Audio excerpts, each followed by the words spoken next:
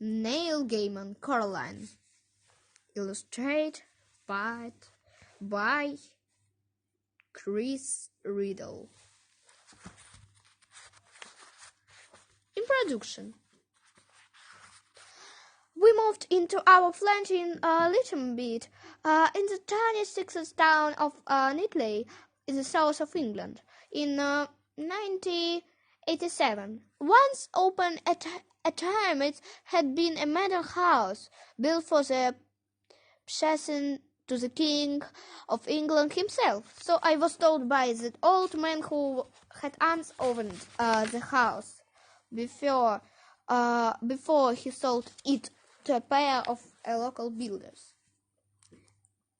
It had been a very grand house then, but it was now converted into flats.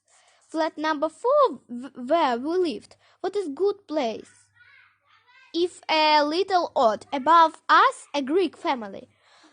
Beneath us, a little old lady, half-blind, who would telephone me whenever my little children moved, and tell me that she was not certain what was happening upstairs, but she thought that there were elephants.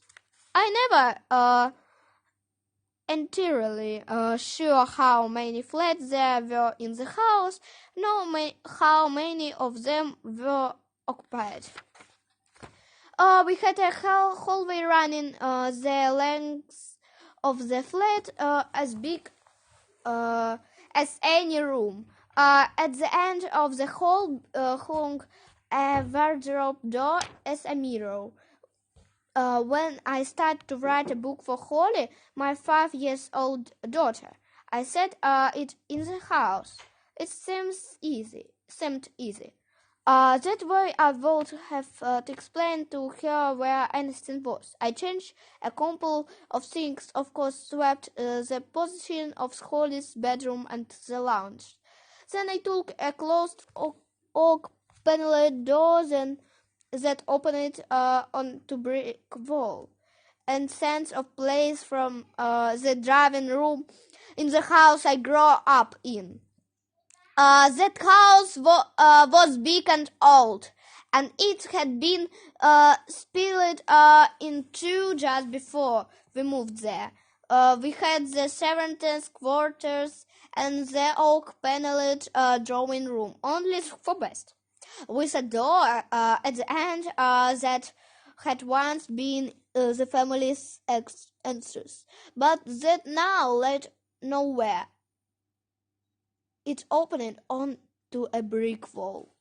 I took that room and that door along with the front room of my grandfather's house, only for best, not for the family. Still life oil paintings of fruit on the walls, and I put them into the books I had started writing. The books was called Coraline. I had typed name Coraline, and it came out wrong. I looked at the word Coraline and knew it was Sam's name. I want to know what happened to her. Holly liked scary stories, witches and brave little girls in them. Those were the kinds of stories she told me. So Holly's story was going to be scary.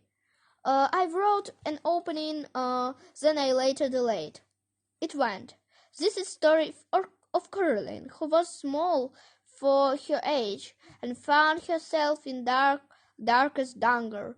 Before it was all over, Caroline had seen what lay behind mirrors, and had a close call with a bad hand, and had come face to face with her other mother. She had required her true parent from a fate worse than theirs, and triumphed against overwhelming odds. This is the story of Coraline, who lost her parents and found them again, and more or less escaped, more or less unscathed. I stopped writing Holly's book when we moved to America. I had been writing it in my own time.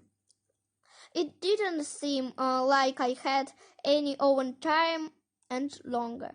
6 years later, I picked it up and continued from the middle of the sentences I'd stopped at August 92.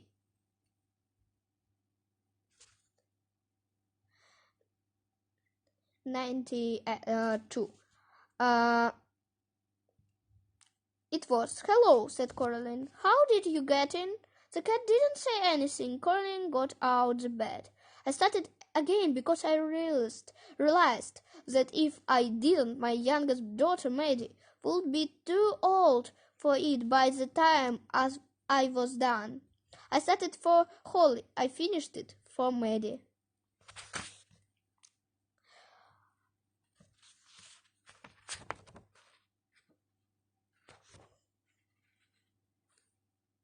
Книга, первая глава, скоро. Это был личный канал Яна Брегмана. Подписывайтесь, ставьте лайки. И, конечно же, не забывайте просмотреть другие видео.